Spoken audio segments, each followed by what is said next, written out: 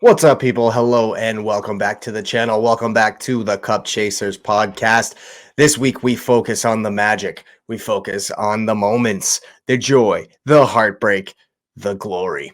It's a competition like no other, a stage unrivaled where the best of the best ply their trade, a stage for heroes, champions, and masters of the game. If you don't know the words to the anthem, you certainly know the big ears. That's right, it's the UEFA Champions League in the spotlight of the week.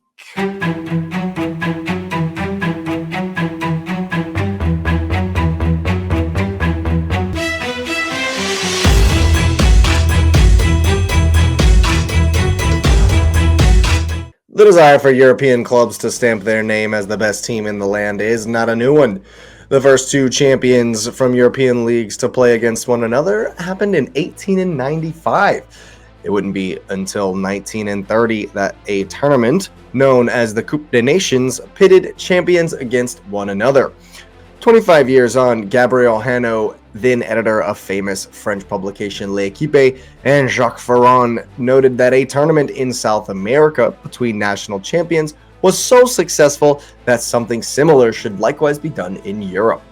When Stan Cullis declared his Wolves side the best team in Europe after some friendlies in the 1950s, enough was enough, and the European Champions Club Cup was born. I doubt very seriously anyone will be surprised to learn that Real Madrid won it the first 5 times in a row. Thanks, Alfredo Di Stefano. Man U would become the first English team to win in 1968 with 3 goals in extra time from the likes of, you guessed it, Sir Bobby Charlton and Georgie Best.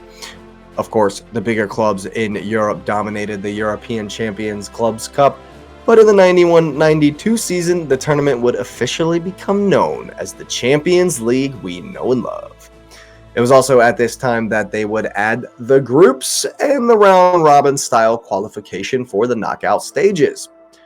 In 2009, the decision to add the qualification streams was made, and every UEFA confederation had a chance to get a team into the Champions League. Now, the mess that is the coefficients for each nation determine the numbers and the placements of these qualifying streams. One side is the qualification playoffs for champions of lower-ranked nations, while the other provides the opportunity for the teams close to the top of their league to qualify. The best example of this is 4th place in the Premier League lands you in this playoff round. It wouldn't be until 2005 when Liverpool won the tournament that a winner of the tournament finished outside of the league spots required to qualify for next season's tournament. Thus, the rule for the winner automatically qualifying next year was born. Now, as it stands, 32 teams qualify for the tournament proper and are drawn into groups of 4. Each team then faces the others home and away, and the top 2 teams from each group advance, with the 3rd team dropping to the Europa League. You cannot face a team from your own nation in the first round of knockouts, but when you get to the quarters, it's anything goes and no restrictions on opponents. And now, for my full performance of the Champions League anthem. I'm just kidding. We're just kidding. But we do all know that song hits us right in the feels. And the legend Zinedine Zidane himself has even gone on record saying, magic. It's magic above all else. When you hear that anthem, it captivates you straight away. It was actually written by Tony Britton as an adaptation from a coronation hymn by George Frederick Handel, composed in 1727. You hear it on the airwaves, you hear it on your television, and they hear it at the match. And of course, my wife hears me singing it every time we watch a Champions League game. And now for the big ears, the cup we're all chasing every season. This iteration of the trophy has been awarded to the winner ever since the 1967 season, because the first trophy was permanently given to Real Madrid after their 6th title in 12 years. A jeweler, one Jörg Stadelmann from Bern, Switzerland, was commissioned to create the iconic looped handles, and since that season, 3 consecutive or 5 times winners would keep the trophy permanently. Now, 5 giants of European football have one of these trophies forever resting in their cabinet. It's, of course, Real Madrid, Ajax, Bayern Munich, Milan, and Liverpool. However, this practice was discontinued in 2008, and each season a replica is awarded to the champion. Now, in a tournament colloquial known as the Real Madrid Invitational, it comes as no surprise that they, with 14 wins, have won the Champions League more than any other club. AC Milan, in second, have only managed half that number. I guess that's why it makes sense that Real Madrid are perennial favorites, even when they're not even the best team in Spain. In another shocking development, the top scorer in the history of the competition is Mr. Cristiano Ronaldo with 141 goals, Leo Messi being a mere 12 goals behind. These two were simply dynamite on the biggest stage. CR7 also tops the appearances category with Iker Casillas wedged in between the GOATs of our time, in second only behind Ronaldo by 6. There are obviously plenty of other stats I could list, but the team stats are dominated by Real Madrid, and most of the player records are obvious as well. This is a tournament of moments, of joy, of heartbreak, of memories made and glories won. It's obviously difficult to pick the best of the very best, but I do have some in mind that always bring back that unbelievable feeling.